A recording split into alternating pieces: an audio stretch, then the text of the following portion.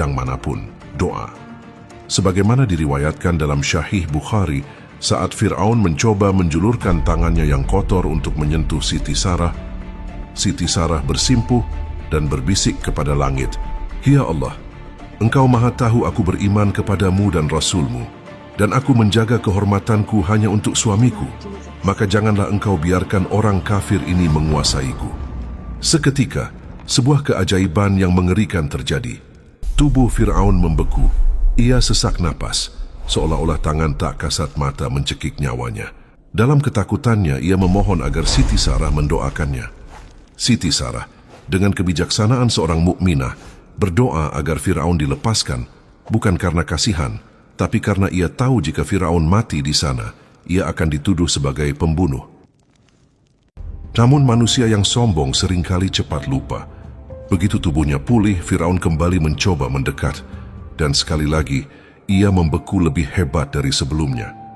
Hingga pada percobaan ketiga, tiran itu menyerah dalam ketakutan yang amat sangat. Ia memanggil pengawal-pengawalnya dengan suara gemetar. "Kalian tidak membawa manusia kepadaku.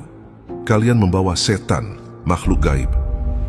Untuk meredam rasa takut dan sebagai bentuk persembahan agar ia terhindar dari bencana lebih lanjut, Fir'aun memberikan hadiah-hadiah mewah kepada Siti Sarah. Namun di antara emas dan permata, ada satu pemberian yang akan mengubah peta sejarah manusia. Seorang pelayan pilihan bernama Siti Hajar.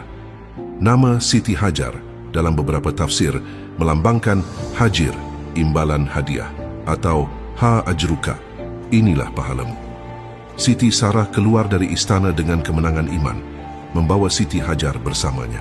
Saat melihat Ibrahim alaihissalam yang sedang berdiri dalam doa, Siti Sarah tersenyum dan berkata, "Allah telah membalas tipu daya orang kafir itu dan memberi kita Siti Hajar sebagai pelayan." Pada titik ini, Siti Hajar hanyalah seorang saksi bisu.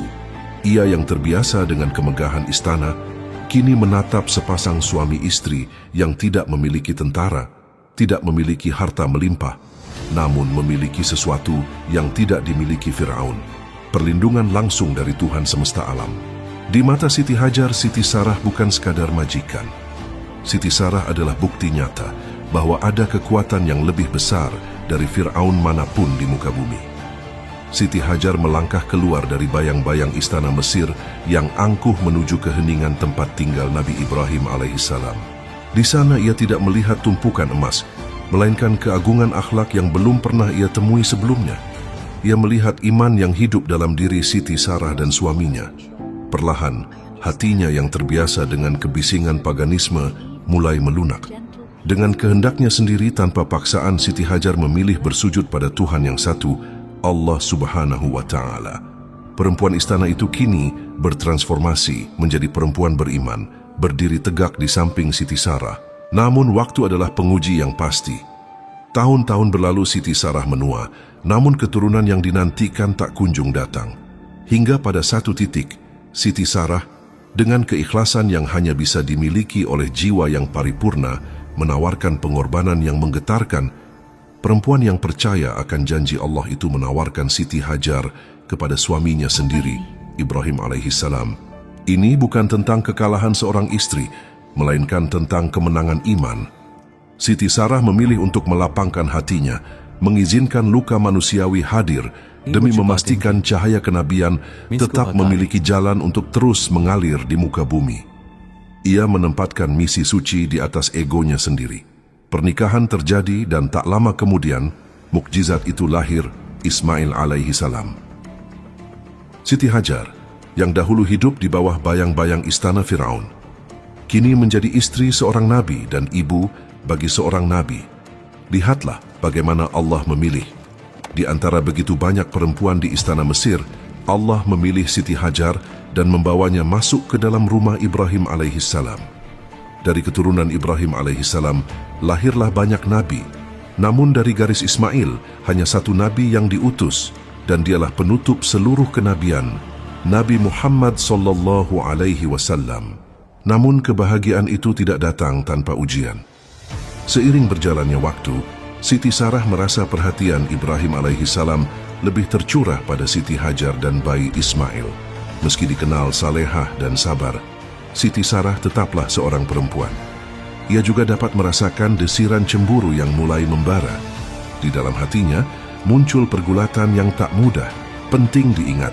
Dari sinilah sebagian kisah berkembang dan kerap disalahpahami. Ada yang mengatakan Siti Sarah meminta agar Siti Hajar ditinggalkan di padang pasir. Namun Islam tidak mengajarkan demikian. Ibrahim alaihissalam tetaplah seorang nabi. Beliau tidak akan pernah menelantarkan istri dan anaknya hanya karena dorongan emosi manusia. Jika bukan kehendak Siti Sarah, lalu kehendak siapa? Allah lah yang memerintahkan. Sebuah perintah turun dari arsy untuk membawa Siti Hajar dan bayi Ismail ke sebuah lembah yang kering dan sunyi. Lembah yang kelak bernama Makkah. Namun saat itu, tidak ada air, tidak ada pohon, tidak ada manusia. Ka'bah masih tersembunyi di bawah pasir, hanya fondasinya yang tersisa. Tanpa bertanya, tanpa meminta penjelasan, Nabi Ibrahim sang Khalilullah tunduk.